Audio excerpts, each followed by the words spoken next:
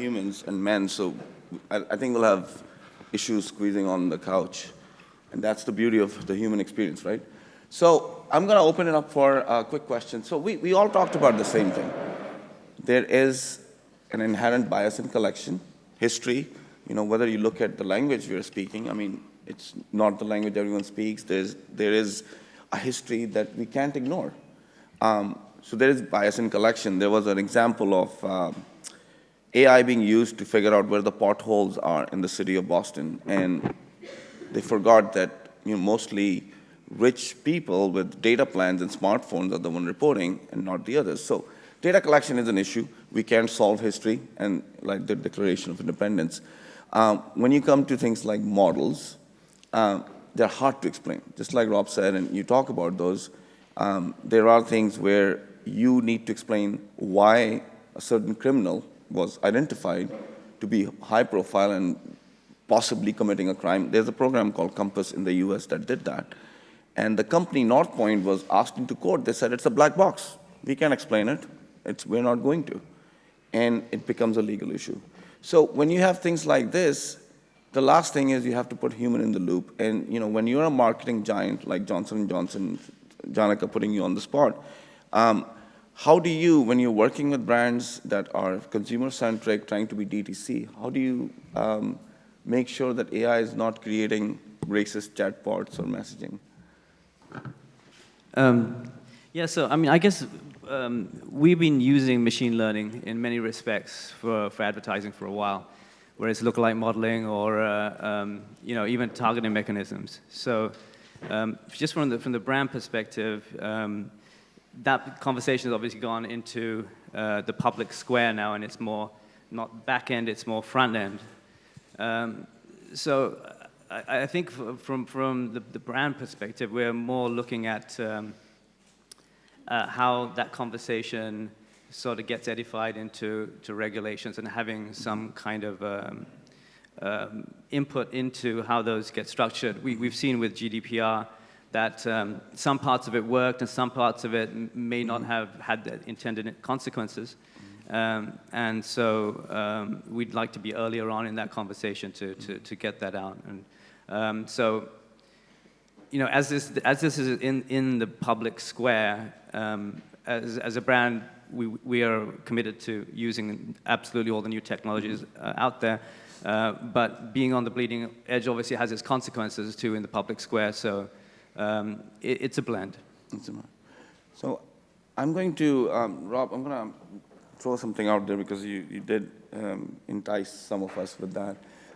When you have, we talked about it, some things are very hard to explain. So if you are in a situation where there's a brand, we have a CPG brand which is a competitor to you who had that ad about this young woman who took a shirt off and changed the skin tone, and it was very weird that last year. So there was apparently a human in the loop too, and it still went through and caused a lot of misery for the brand. How do you, when you talk about these things, how do you, when you work, take that policy and everything to the client? How do you explain the whole process to them? Yeah, well, I mean, what we're trying to do is put the power of building some of these models into the hands of clients so that they can build, because companies have different views of things. So the word, empathy, if empathy is a key brand attribute, you may have your own definition, because there's good bias and bad bias, right? There are times when bias is actually a good thing. If you know your company the best and you know what it's about, you know its brand values, and you happen to be the expert in the call center, whatever it is, without being a data scientist, you should be able to build that model because you're able, and some of this stuff is unexplainable by setting specific standards.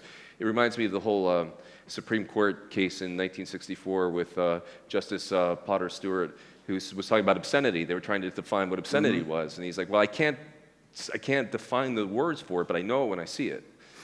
And essentially, that's the same thing when it comes to this language analysis, that you have to see it and you have to share it, and you have to let people be able to adjust these algorithms to their comfort level and to their taxonomy. And it's very hard in many ways. There's stuff we can all agree about, right? Right. I mean, that stuff's easy. Stuff easy. It's even the that other slips stuff. up sometimes. Sometimes, because we can't think of everything, right? Right. But when you do machine learning as a service, you give everything to them. You say you make decisions, you defend it if you F up, Well, basically. what we've ended up doing is we actually have built a bunch of models in advance for trust and distrust across industries, because language differs by industry, right? So all that stuff is pre-built, and you can deploy it and use it across different platforms or whatever. But you can modify that based on your views of the world, and I think that's where this kind of goes. I mean, can we, as a group, I mean, free speech has always been modified by what's best for the community and prurient interest, and we've always been trying to define that. And my concern is, though, I mean, I hear this argument a lot, that we as brands should be the one going to tell the platforms what they should be doing around this particular issue. We should be demanding it. And on one hand, I'm actually been very sympathetic to that point of view. On the other hand, it's still putting the power into a place where where you're going to get bias within that as well. So. Well, I'll hit you with something on this, but I'm going to ask a generic question and see where you go with it. So, in my world as a marketing, audience segmentation it's the bias, right? If someone's marketing a BMW to a middle-aged guy who has bought previous cars, yeah, they're doing a segmentation on me or whoever they do. So there is some of that, right? However, in the industry that we come from, in the US at least, you had the fair lending law, where certain attribution, you can't score on those, right? There's the Shelby's law in automotive. Again, certain attribution you can't score on. So when you do things at, when you have the oath, the Ada Lovelace Institute oath, is that a movement where you say, these are the attributes we cannot touch, we know this person's income or race, and we will not use that, and it's off limits to the ML? Because I know in ad tech, we know that when this world started in machine learning, they looked at everything. So in a responsible age, how do you respond to that, and what do you guys do? Well, for one thing, even without machine learning, some of those attributes are forbidden by law. Protected groups, sensitive variables like race, political, sexual, etc. So you simply can't use it. Right. Now, if you do machine learning, what you could do is you could take those variables out. Yes. But that's not a solution, because oftentimes there are attributes that are seemingly innocent, but actually have a very high correlation between some of those factors. And there is research going on in techniques to find out what is this correlation and can I correct for that correlation. So there's a lot of work going on to make sure that those things are not happening. The difficult part is that in all the examples that we've seen that we don't like, for instance, about this legal case with the judge and keep sending people to prison or not, is that this attribute, race, was in the data set. So they actually you could check. But most of the time, you don't have those attributes. So it's very hard to check whether you're actually discriminating. If you use normal variables, then sometimes you have a segment, and you don't know whether that segment is highly correlating with race or with ethnical origin, etc. You don't know. So that's the problem. Right. And the only thing you can do is use common sense and think about potential impacts before you launch. So, no, that's a very good question, because sometimes there are like elements that ladder up to that situation, right? You'll be like, yeah, they're innocent, but it means, certain people do certain things and they tend to be of this race and high income. So that's very much so. So I'm going to go back to you, Janaka, on a question more about, so as you go through, again, I'm going to go back into the sourcing of data, because that is a key thing. AI, learning algorithms are all that. What do you, as part of a big brand and your agency experience, is how do you guys make sure that the data you're getting is somewhat balanced and is not going to lead you down some bad paths? I mean, so in our actual, so a lot of these things that we're talking about are a little bit future forward in terms of application. I think Rob just discussed something which was applicable to John and J&J in terms of the social aspects. Seeing how the brand's perceived on the web, and but as far as data sources go, I mean, we're really kind of more using these the AI and the machine learning aspects in a much more sort of rudimentary way. So it's not the direct answer, but it's not. Again, it's things that we're thinking about in the future. It's not things that are directly impacting the business. If you talk about data sources and how we actually figure out whether they're the quality of those things, and these are contractual things which actually fall under something much less sexy, which is GDPR, essentially. No, I mean, it's interesting in the data collection, we're all part of that, the algorithmic side of things, using the power of machines. Enforcing these laws is interesting, right? So, one of the great 20th century sci-fi writers, Isaac Asimov had the 3 laws of robotics, right? Robots cannot kill a human, robots cannot disobey a human, robots should protect itself, except first and second take precedence, right? So is it almost something that we should advocate? You talked about machine learning as a service and algorithms. There has to be some, because AI is going to get very, we talk about the singularity coming. There's no stopping it. I mean, it's almost like you need to put it at the hardware level. Like you have to put something which is controlled in a standard as opposed to everyone doing their own thing, right? Because then can we trust corporations to do ethical AI is the question, right? Yeah, I think there's definitely going to be much more regulatory, much more regulation in this area going forward. I mean, it's already happening. I mean, and I think what we're going to get to the point is where organizations are going to be responsible for the quality and the fairness of their algorithms, for sure. And the challenge becomes, right now, there are all kinds of problems still, right? We're still discovering things where an algorithm goes off base. I think the expectation is that you're taking all reasonable efforts at this particular point to build that in the best way possible, right? Recognizing there's still, it's still an evolving technology.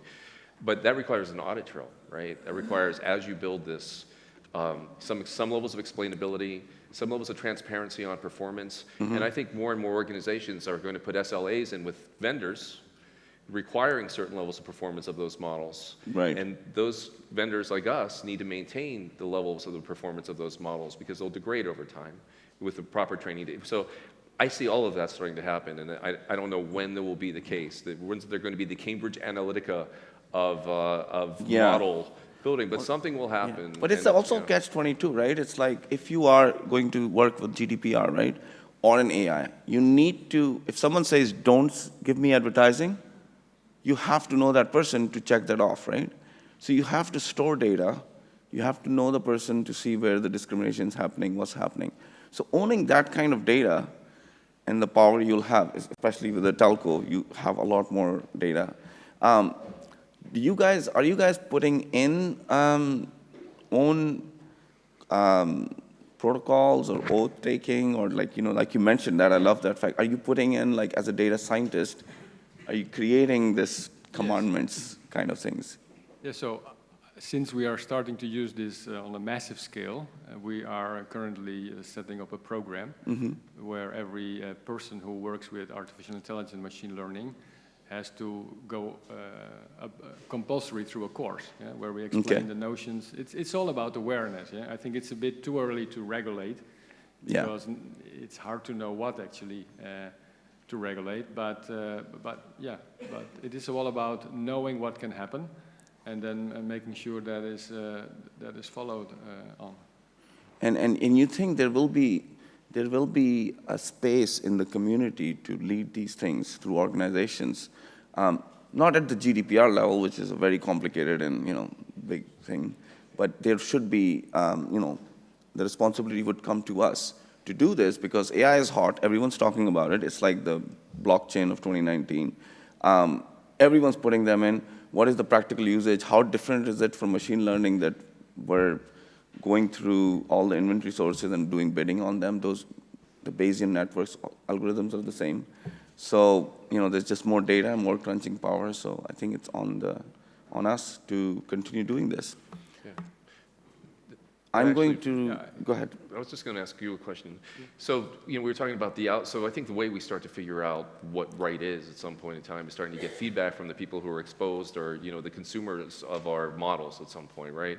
I'm curious. It's all about feedback mechanisms we're putting in place. So those people, for example, who didn't get the loan, for example, have some type of you're getting feedback, and that's starting to tell you that your models may be off. Have you given some thought on how you, in an organization like yours, can collect that feedback to kind of understand if, if the folks who are being impacted by the models feel like they're being treated fairly or unfairly? So it has all to do with the purpose of what you want to use the machine learning algorithm for. Yeah. Right. So if it is for something that really impacts people's life, then actually yes, you have to give them an answer. If they don't. Yeah. So if we, for instance, we do something like credit scoring. It's a B2B business, and when the algorithm comes with an answer for yes or no, then there is a kind of explanation why. Yeah. Why the score is like it is. For instance, maybe it's a very new customer from our perspective, and that means that maybe there is less credit. Yeah. This is always opted in, so it's not. Okay.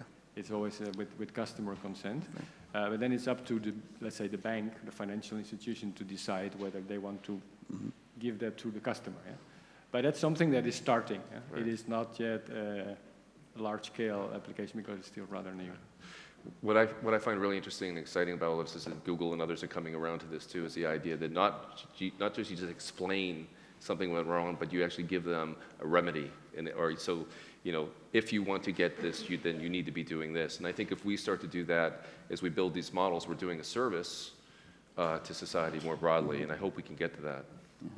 Then you give it a positive spin. That's but then right. If you analyze data, for instance, if you analyze some loans, then people who have one kid get a loan, people who have 3 kids get a loan, but people who have 2 kids don't get a loan. Yeah? Yeah. So then you can say, so tell them have another kid. Have another kid. Yeah.